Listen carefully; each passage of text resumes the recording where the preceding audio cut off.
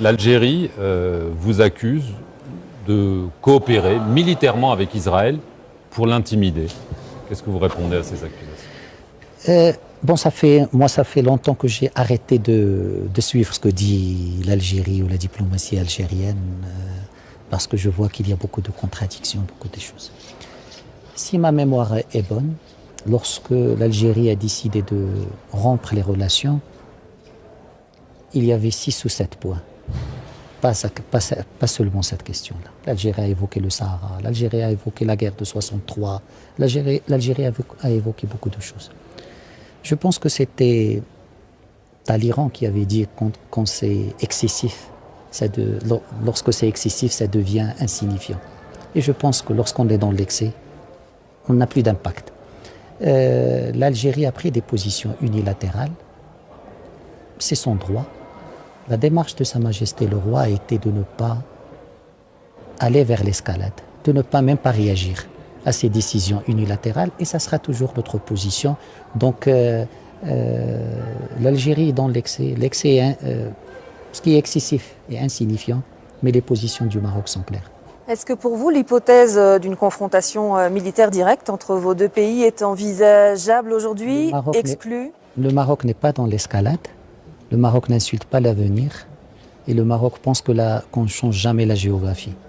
Mais le Maroc, comme je l'ai dit, la démarche de Sa Majesté le Roi, c'est ne pas aller dans l'escalade et de se concentrer sur ce qui nous unit, pas ce qui nous désunit.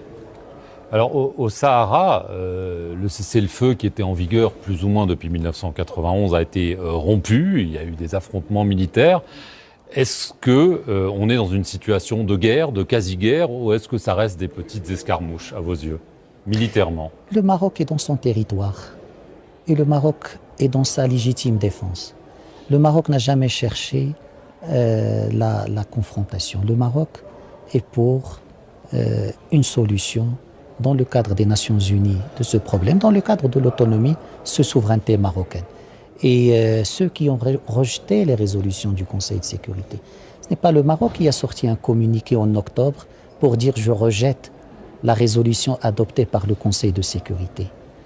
C'est ce pays-là qui a officiellement rejeté la volonté de la communauté internationale.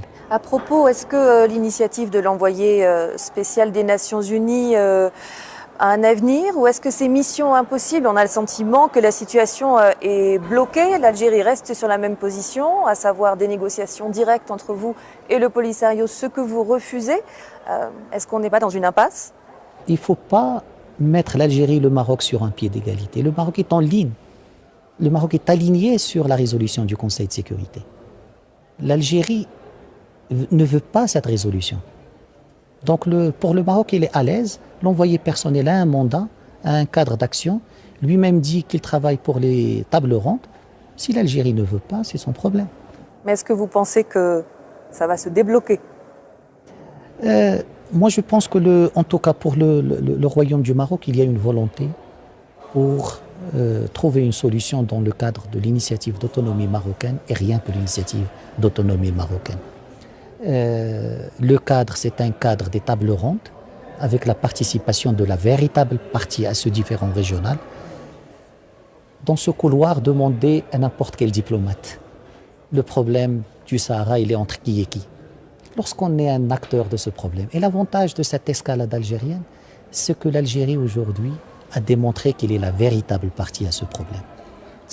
Dans la salle, il n'y a que l'Algérie qui prend la parole sur ce dossier.